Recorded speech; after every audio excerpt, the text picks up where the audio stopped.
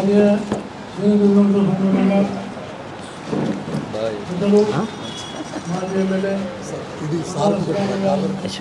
బాబురావు గారు అలాగే పాఠం యాదవ్ గారు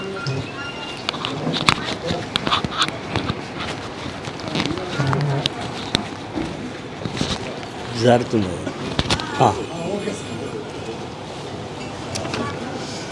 ఈ కార్యక్రమంలో మన యొక్క చేనేత దినోత్సవ సందర్భంగా సన్మాన గ్రహీతలు శ్రీ గజం అంజయ్య గారు, వారు పద్మశ్రీ అవార్డు గ్రహీత. అలాగే చేనేత వీవింగ్ మరియు డిజైనింగ్లో చాలా గొప్ప నైపుణ్యం.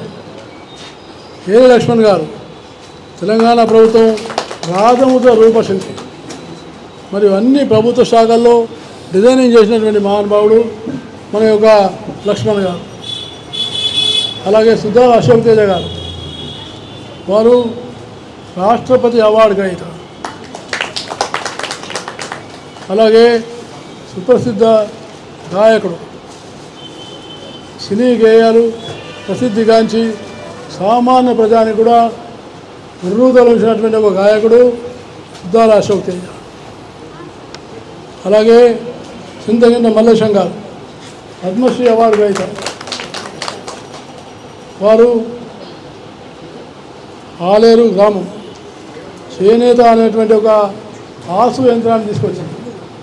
కేవలం మన చేనేత తెలంగాణ ఆంధ్రకే కాదు, మొత్తం భారతదేశానికి చేనేత ఒక నమూనాగా తీసుకెళ్లాలనే ప్రయత్నం చేస్తున్నటువంటి ఒక మహానుభావుడు మన యొక్క చింతకింది మల్లేశం గారు.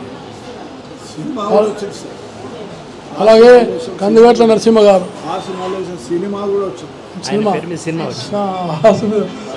మీద సినిమా కూడా వచ్చిందంటే ఇది మన పద్మశాలులందరికీ గొప్ప గుర్తింపు అని మనం చేస్తున్నాం. అలాగే కందిగట్ల నరసింహ గారు తెలంగాణ ప్రభుత్వ అవార్డు గ్రహీత. వీరు సర్వీస్ సెంటర్ ద్వారా ఎన్నో చేనేత కళాకారులను ఎన్నో చేనేత కళాకారులను తీర్చిదిద్దారు. ఆయన కందిగట్ల నరసింహం గారికి హృదయపూర్వకంగా స్వాగతం. అలాగే శ్రీమతి కాండిగట్ల బాలమణి గారు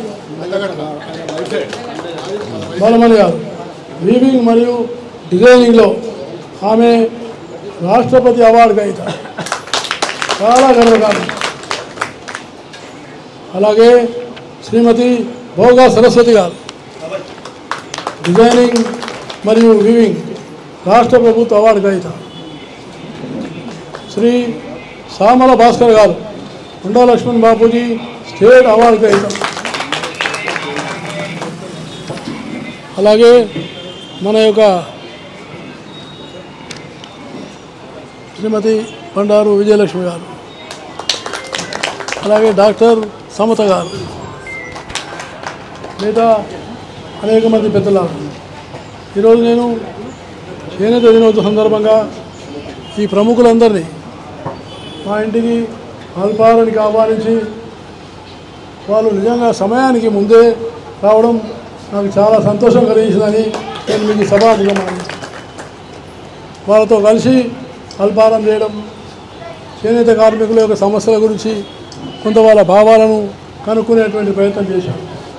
కాబట్టి ఈరోజు చేనేత కార్మికులకు నిజమైనటువంటి యొక్క దినోత్సవం అంటే ఇలాంటి వాళ్ళను గుర్తించి వాళ్ళని సన్మానించడమే చేనేత దినోత్సవం యొక్క సందర్భం అని నేను మీకు సభాముఖంగా మనం చేస్తాను. కాబట్టి చేనేత ఇంకా ఆదరణ పెంచాలి. చేనేత ఆదరణ పెరగాలంటే ప్రజానీకం ముందుకు రావాలి. చేనేతకు ఉన్నటువంటి వస్తువులు ధరించాలి. చేనేత వస్తువులనే కొనుక్కునేటువంటి ఒక వాతావరణం నిర్మాణం చేయాలి. ఇవి కేంద్ర రాష్ట్ర ప్రభుత్వాలు కూడా మనం కూడా చేనేతను మహాత్మా గాంధీ చేపట్టినటువంటి ఒక ఆలోచనతో ఈ ఉద్యమాన్ని ముందుకు తీసుకెళ్దామని నేను మీకు సభాముఖంగా మనం చేస్తూ సెలవు తీసుకుంటాను. జై హింద్. ఇప్పుడు అనాథ శ్రీరాములు గారు చెప్తారు, ఒకరికి సన్మానం ఉంటుంది. సన్మానం చేసిన తర్వాత కార్యక్రమం ముగిస్తుంది. ఇక్కడ రావాలా ఇక్కడ రావాలా నేను ఇక్కడ వస్తాను నేను ఇక్కడ వస్తాను ఒక రోజు పిల్లు తను ముందు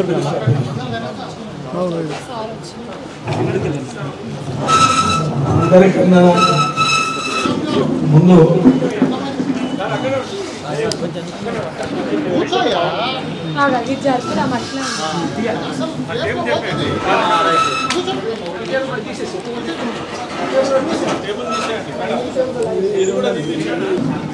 గ్రామీణ జీవితానికి అద్దం పట్టేటువంటి వ్యవసాయం తర్వాత అతిపెద్ద పరిశ్రమ చేనేత.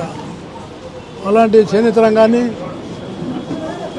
ఉపాధి కార్యక్రమం దాంతోపాటు చేనేత కార్మికుల యొక్క దుస్థితి నుంచి వాళ్ళని కాపాడడానికి అనేకమైనటువంటి ఒక చర్యలు చేపట్టాల్సిన అవసరం ఉంది. ఒకటి, వాళ్లకు నూలు, దారము, రంగులు ఇలాంటివన్నింటినీ కూడా సబ్సిడీ రూపంలో వాళ్ళకు అందజేయాల్సిన అవసరం ఉంది.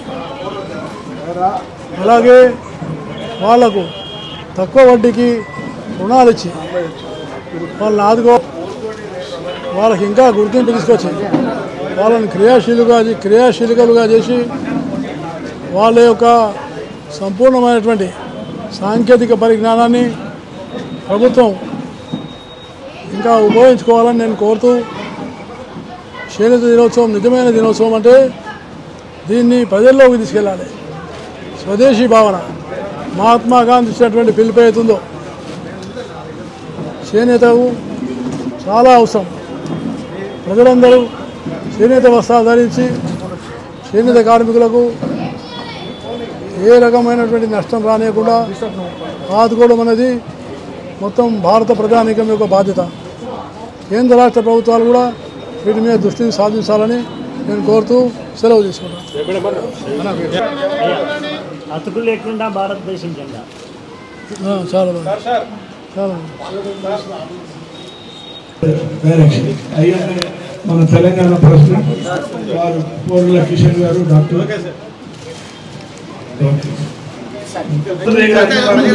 స్పెషల్గా సన్మానిస్తారు. సన్మానం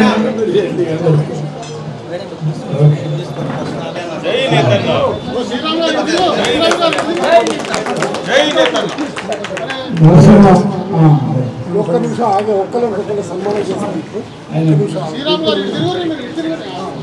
మీరు పేర్లు చెప్పండి. గజమంజయ్య గారికి వారు సన్మానం చేస్తారు.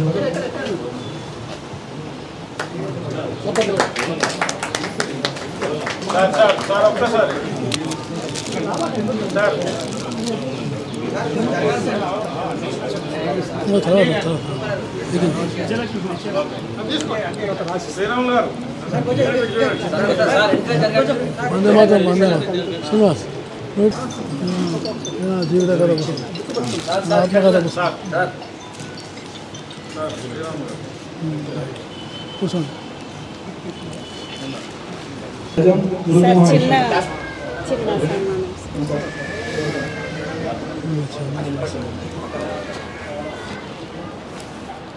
जय पद्मशाली, जय नेतना, जय मार्कंडेय, जय नेतना,